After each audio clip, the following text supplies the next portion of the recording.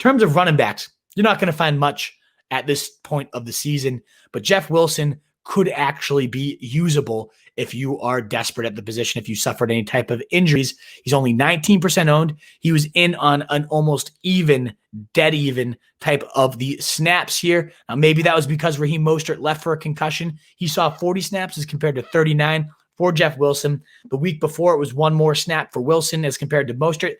What's clear here is whether, who outsnaps who is Jerick McKinnon didn't touch the field.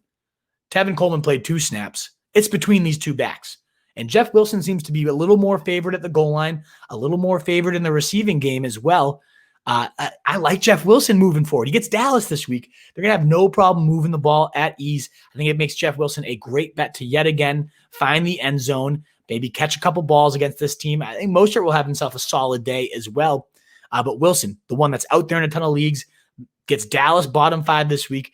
Arizona the next week after that. They're bottom 10 as well. Some good matchups here for Jeff Wilson down the stretch. The only running back that's really worth going all in on at this point. And if you need a running back, if you need a starter, at this point, there's no, how much fab do I spend on him? Everything. There's not going to be any more pickups. It's do or die time. And there's probably not going to be anyone else that emerges at this point.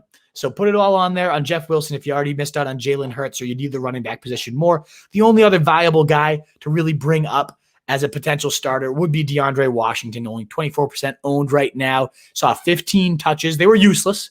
Didn't do anything with them, but was right. He actually was outsnapped by Patrick the Laird, our Laird and Savior, as the DFS community seems to just love to make him a thing. I don't understand why ever.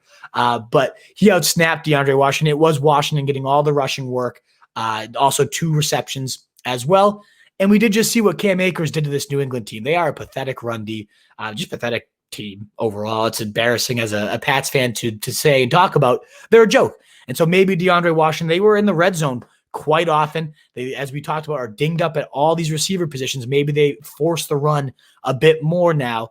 And DeAndre Washington, if again, Gaskin probably going to be on the COVID list again. We'll see what happens with Salvin Ahmed, the other guy to maybe look at on the waiver wire, because I imagine he'd be the preferred option because, again, Washington was useless in this spot, 35 yards on the ground, 17 through the air, decent.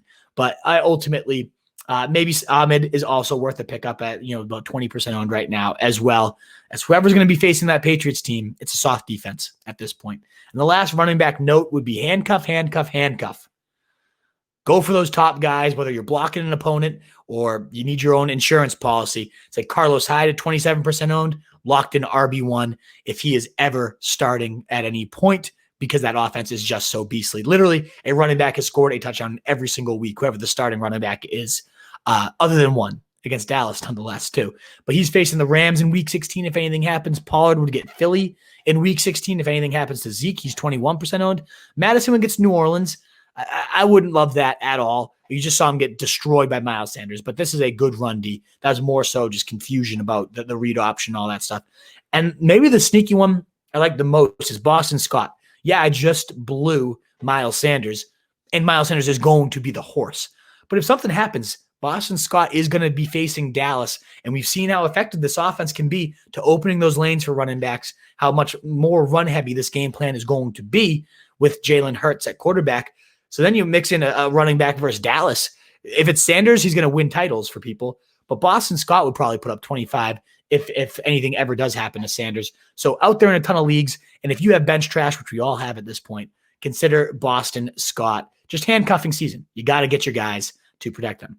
What is up, you fantasy wolf? Thanks so much for tuning in. If you haven't already, share your thoughts in the comments, check out some more videos, and join the newest Wolfpack by subscribing below.